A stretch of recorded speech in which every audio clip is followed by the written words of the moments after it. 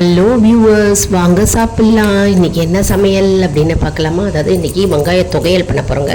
வெங்காயத்தை நல்லா அலம்பி கட் பண்ணி வச்சுக்கோங்க. மிளகா வத்தல் 6 எடுத்துகிட்டு இருக்கேன். கடலப்பருப்பு, உளுத்தம்பருப்பு எல்லாம் 2 ஸ்பூன், உப்பு பெருங்காயம் எடுத்து வச்சுட்டுருக்கேன்.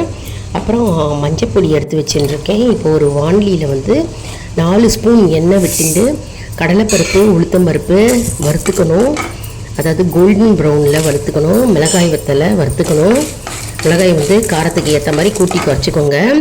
அப்புறம் புளி, ஒரு கொட்டைப்பாக்கு அளவு புளி எடுத்து வச்சுருக்கேன். அந்த புளியும் லேசாக வதக்கிக்கணும். ஏன்னா அது சாஃப்டானால் தான் நம்ம மிக்சியில் போட்டு அரைச்சிக்கலாம். இது முதல் நாளே செஞ்சு வச்சுக்கலாங்க. இது கிடாமல் இருக்கும், 3 நாள் அப்படியே இருக்கும். நல்லா பரட்டின உடனே வெங்காயத்து மேலே மஞ்சப்பொடி போட்டுக்கிறோம், பெருங்காயத்தை போட்டுக்கிறோம்.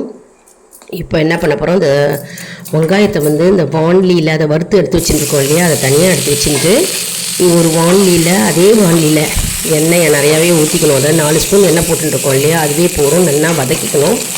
வெங்காயம் நல்லா கோல்டன் ப்ரௌனில் வரா மாதிரி, டிரான்ஸ்பரண்ட்டாக வரா மாதிரி நம்ம வதக்கிக்கணும்.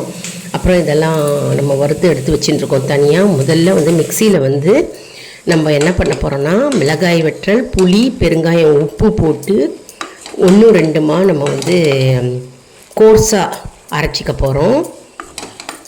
நல்லா வதக்கின்னு இருக்கோம் பாருங்கள்.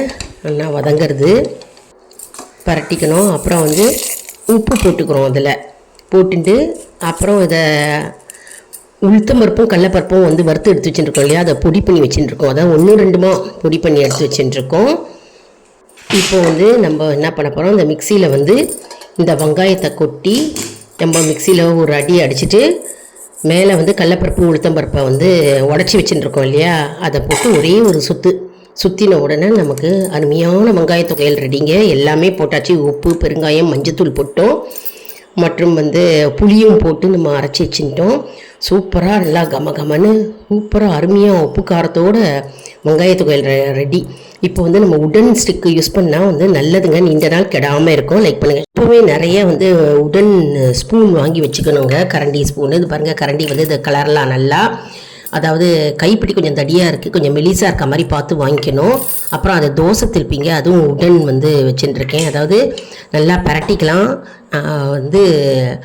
இது ஏன் இந்த மாதிரி உடன் ஸ்டிக்கு வச்சுக்கிறோம் அப்படின்னா, சூடுபடாதுங்க கையில். நம்ம ஏதாவது ஸ்வீட் பண்ணாலும் சரி, கலரிண்டே இருக்கும்போது கையில் ஹீட்டு படாது. மற்றும் ஊறுகாயில், தொக்கு, பொடியிலலாம் போட்டு வச்சுட்டா அது கெட்டு போகாது, நீண்ட நாள் வரும். தொக்கு மற்றும் ஊறுகாய், தொகையல் இதெல்லாம் இந்த உடன் கரண்டி வச்சுட்டா, ஸ்பூன் வச்சுட்டா ரொம்பவே யூஸ்ஃபுல்லாக இருக்குங்க. ட்ரை பண்ணி பாருங்கள்.